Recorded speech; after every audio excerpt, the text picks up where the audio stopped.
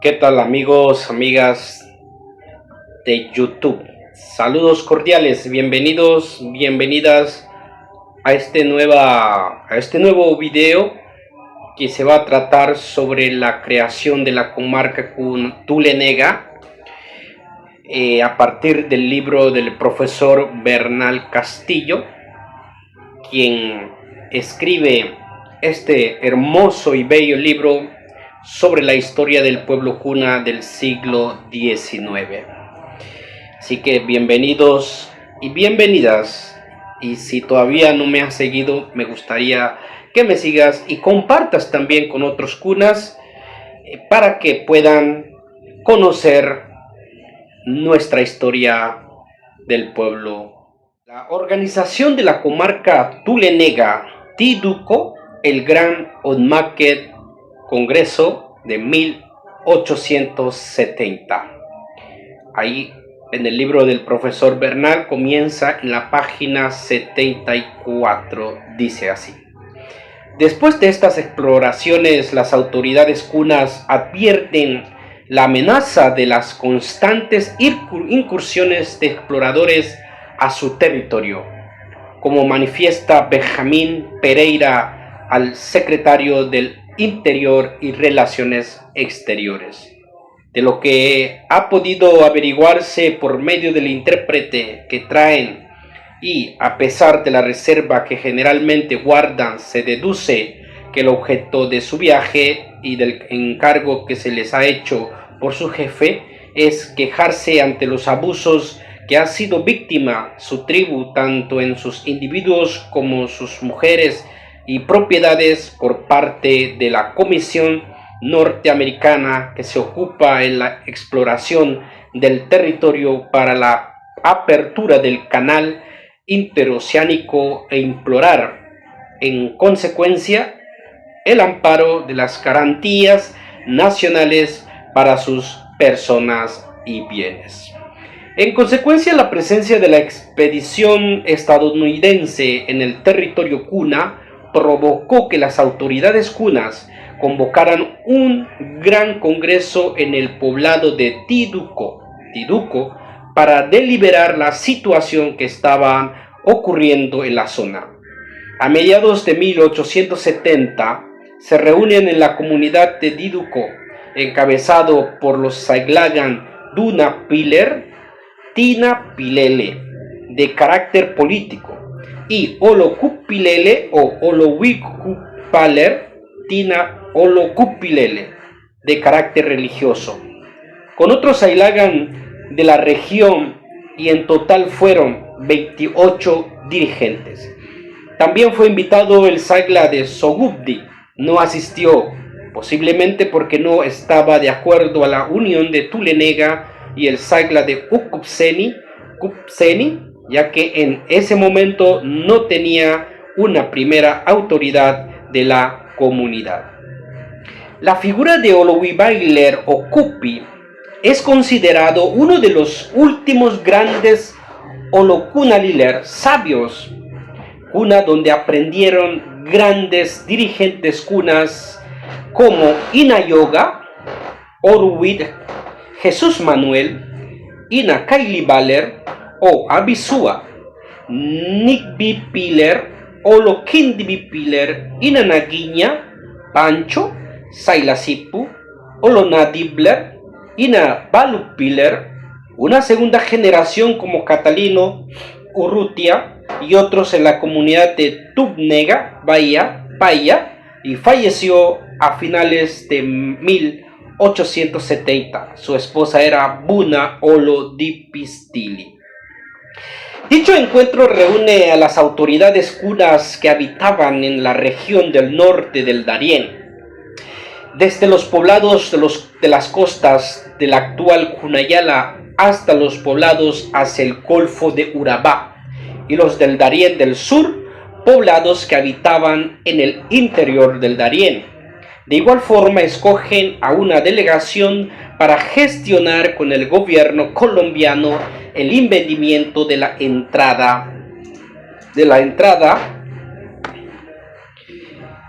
extranjeros a su territorio y organizan enviando una delegación a Bogotá.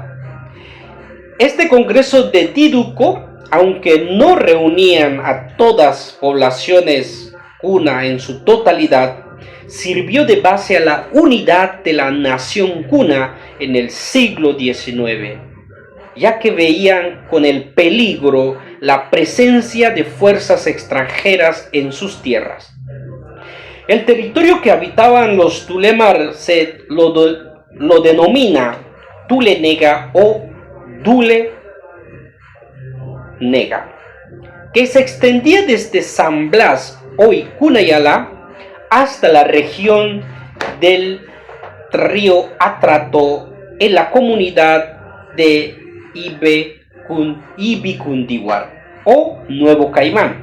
Para la época de los cunas ya no se consideraban como zona propia la parte oriental del tratado, es decir, el Golfo de Urabá, ya que estaba en tierras ancestrales, estaban siendo usurpadas y ocupadas por los colonos caucheros, y por esta situación la gran mayoría estaban migrando hacia la región de Cunayala, donde estaba el principal asentamiento. El primer territorio cunadule que perdieron fue Turbo, Colombia, a finales de 1830, por el río Carepa, que era dominio de los cunas. Mientras que la comunidad Tiduco, que era entonces la capital del pueblo cuna, donde se menciona como un poblado bello, pero no extenso, condición que hace bastante años había perdido a Candi, en la costa caribeña de Colombia. Su sistema territorial se completaba con una red urbana de 36 necuebur comunidades, es decir, caseríos, Hualanega y Narganá, con 100 casas cada uno.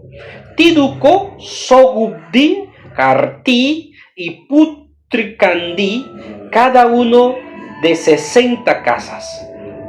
Pareadinaca, Cuinubdi, Asnadi, Baje, Ucupa, Cupseni y Cuiti, cada uno entre 40 o 50 casas.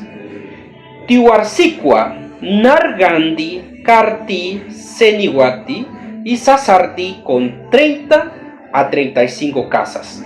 Mordi, Urgandi, Ogobgandi, Ailigandi, Samagandi, Ancla, Acla, Caledi y Tanela con 20 a 25 casas.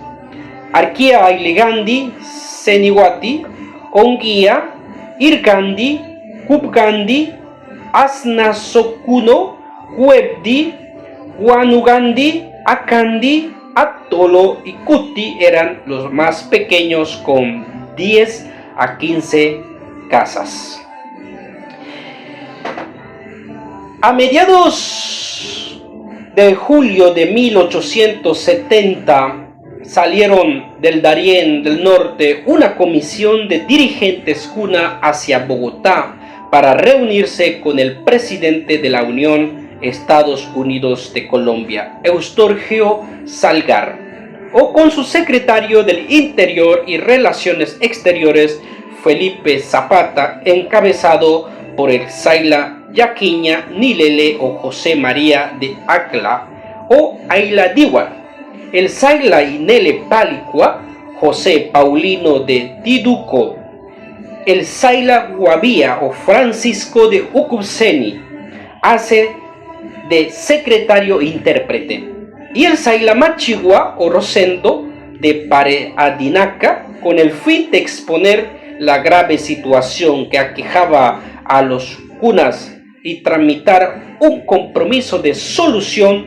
por parte del gobierno central y tramitar un compromiso de solución por parte del gobierno central y gestionar un convenio con las autoridades colombianas para proteger su territorio. Antes del viaje de la delegación, el Saila Cupi Sordamar Unasnade a los comisionados para el viaje a Bogotá de negociar y expresar la autonomía como pueblo con estas sabias palabras: ya que ustedes son hombres de corazón caliente, irán a Bogotá, nega, subiendo el Atrato y pasando por Quibdó y Cartago. Los habitantes de Bogotá, nega, son buenos y leales, aunque ustedes vean soldados, no tengan miedo, que ningún mal les harán. Ustedes serán bien recibidos y hallarán buena acogida donde quiera que tocaren en su camino. En Bogotá reside el cura de Bogotá, nega. A él se presentarán manifestándole que los habitantes de ella somos hermanos.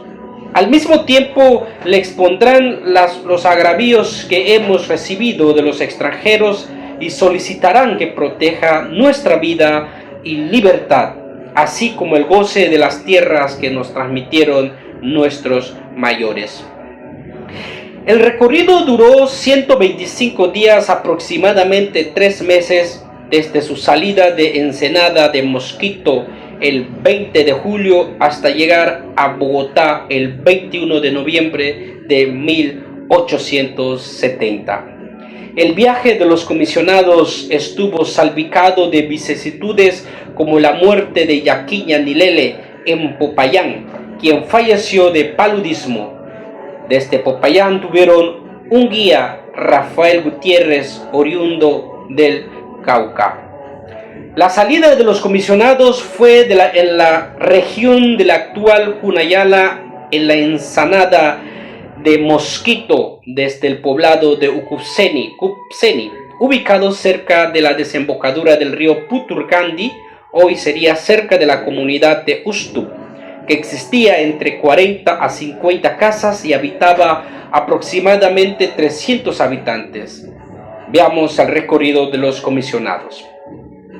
Después de 3 días de navegación en el mar desde Cupceni, penetraron en el río Atrato, remontando el cual hasta Quibdó gastaron 16 días. En Quibdó se detuvieron 5 y luego se dirigieron a Novita, tardando en el camino 6 días. La detención en Novita fue de 2 días, después de los cuales se entilcaron para Cartago, gastando 8 días en la marcha. En esta ciudad no prepararon sino durante 5 y hubieran seguido directamente a Bogotá, conforme a la derrota que les habían dado los jefes de la tribu. Si no les hubiera hecho creer ahí que debían primeramente pasar a Popayán y hacer sus representaciones al gobierno del estado del Cauca.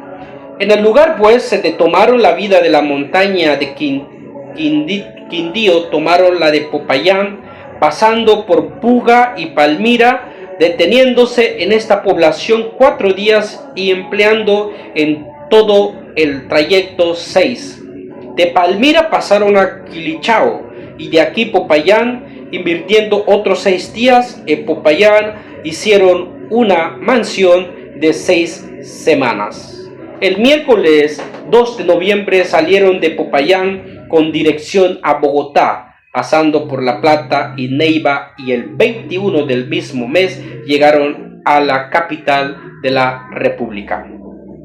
La Secretaría del Interior Exterior, al enterarse de la llegada de una delegación cuna, solicitaba a los estados el apoyo a los comisionados. Fueron atendidos el martes 22 de noviembre en la Casa Presidencial por el presidente y los secretarios de Estado y varios jefes del ejército. El Saila Palicua, quien era el jefe de la comisión, habló en cuna a los presentes y fue traducido por el Saila Guavía, donde plantearon sus inquietudes por los abusos que se cometían en su territorio por los extranjeros nacionales, donde casi no podían convivir en paz y trabajar en cultivos. También hace una narración de cómo conviven en la región de Tulenega. En Tulenega se vive muy pacíficamente Los habitantes se tratan unos a otros como suma fraternidad y sobre pacíficos y hermanables son honrados, limpios e industriosos, ocupándose en pesca, la caza y la labranza. Su comercio con los extranjeros es considerable. Les vende cacao en grano, manteca de cacao, concha de tortuga, hamacas de algodón y de palmiche, café, tabaco, pescado, coco y tagua. A Panamá y Colón llevan pequeñas coletas cargadas de esos mismos efectos y además de plátano y yuca. Son navegantes muy expertos y no pocos de ellos han hecho viajes a las Antillas. Varios han adquirido en el tratado de los distritos cercanos un mediano conocimiento del español y otros traído de sus viajes al extranjero. En Tiduco hay dos individuos que saben español llamado Juan y Antonio. En Cuti hay uno que sabe escribir y además comprende el inglés de nombre Sali. En Narganá, 3 indígenas entienden el inglés y uno el francés, el holandés. En Putrucandí hay uno que se entiende el inglés y otro en Cupsen. Hay en Cartí uno que habla español, otro en Gualanega, otro en Sugobdi, otro en Arquía, otro en Nargandi y otro en Caledi llamado Salu Cuna. Después de las inquietudes de la comisión, Palicua y Coavía manifestaron que los curas querían vivir bajo las leyes colombianas. Bajo esos argumentos, el gobierno colombiano planteó firmar un pacto escrito en que se hiciesen constar las mutuas obligaciones entre el gobierno y los cunas, al cual aceptaron de buena voluntad. Se firma un convenio que se legaliza el día 10 de enero de 1871 entre el pueblo cuna y el gobierno colombiano. Dicho acuerdo se basa en la Ley 45 del 4 de junio de 1870 sobre la reducción de los indios salvajes, donde se indica en el artículo 2 y en los acápites 1 y 2. 1. Para solicitar de las legislaturas de los estados la cesión al gobierno general de los territorios ocupados por tribus indígenas y para aceptar dicha cesión sin necesidad de la posterior aprobación del Congreso. Para celebrar con los gobiernos de los estados convenios que tengan por objeto la colonización de los territorios ocupados por tribus indígenas y la reducción de estas, dichos convenios podrán llevarse a efecto sin la aprobación del Congreso, siempre que el Poder Ejecutivo no estipule mayores gravámenes para el Tesoro Nacional de lo que puede imponer con arreglo a esta ley y que el Estado contrate contribuya con la tercera parte de los menos de los gastos que ocasione la empresa de la colonización que se acometa dentro de su territorio y siempre que pueda ser dicho gastos sin perjuicio de los que exija el servicio económico ordinario. En tal virtud se celebró el siguiente convenio que se somete por separado a la aprobación del Congreso por contener disposiciones que afectan a algunas leyes vigentes. El convenio se divide en 2 ocasiones.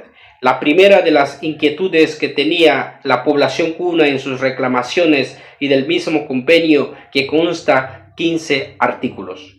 Entre sus reclamaciones se indica que la nación cuna o tule del Darién y San Blas ocupan 32 asentamientos gobernados por un jefe local con el título de Tumagana o Dumagana y otros también influencia como los curanderos que desempeñan algunas funciones de carácter religiosa llamado Neles o Nelegan. Igualmente en el convenio se indica el comercio que ellos tienen con la población de Turbo, con las costas de Palenque, Portobelo, Colón, Chepo y Panamá, y los barcos que llegan a sus costas, igualmente una lista de sus cultivos y animales domésticos, así como referencia a la captura de tortugas marinas, a la cacería con escopetas y algunas veces con arco y flechas. Se quejaron de algunos comerciantes abusaban del intercambio comercial al vender productos en perjuicio de ellos. También que algunos subalternos de la comisión enviada al Darién para la exploración de los estudios del canal interoceánico por los estadounidenses realizan actos de violaciones como hurto. A raíz de este comercio surgieron abusos que fueron la causa para que se reunieran en Tituco 28 caciques locales y designaran a los comisionados para que expusieran sus quejas al gobierno central de la Unión y acordaran soluciones. Finalmente, los comisionados Palicua y Coavía reiteraron que los cunas estarían en fidelidad al gobierno colombiano, del cual esperaban la protección ante las injusticias denunciadas.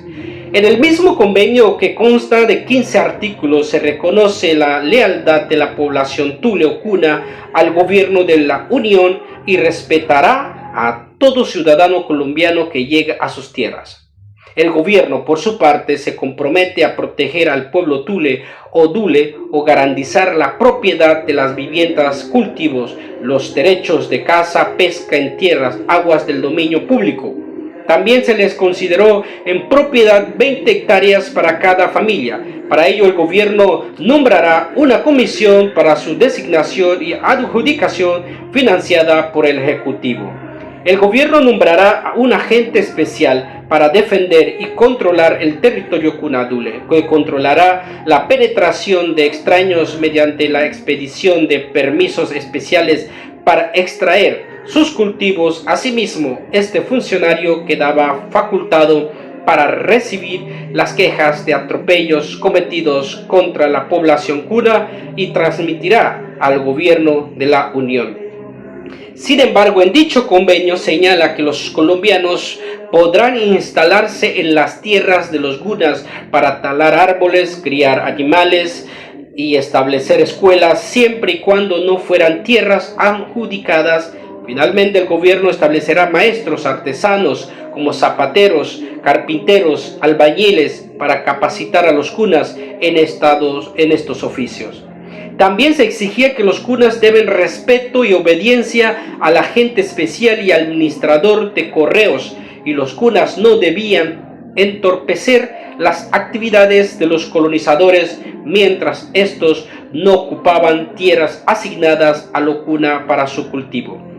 Los artículos de este convenio fueron aceptados libremente por los comisionados Palicua y Coavía y manifestaron que no sabían escribir, por lo que no podían firmar el convenio. Sin embargo, solicitaron la presencia de los señores Rebunch, encargado de negocios de SMP y de Coppel, cónsul de la Confederación Germánica, como sus garantes del testimonio certificado con sus firmas, y de Felipe Zapata, secretario del Interior y Relaciones Exteriores. Como la expresa H.A.S., el viajero alemán, en 1873, que el gobierno colombiano solo tenía el interés de controlar a los poblados cuna. El desconocimiento del idioma y la escritura, así como de la rutina diplomática, llevó a los jefes indios a seguir completamente las ideas de los amigos bogotanos. Aceptaron el tratado presentado por ellos casi sin objeciones, por poco que pudiera corresponder a sus intenciones originales, a los deseos de su pueblo, ya que solo era a favor de Colombia. Después de los 2 meses de permanencia en esta ciudad, los comisarios indígenas han regresado a su residencia por la vía del río Magdalena.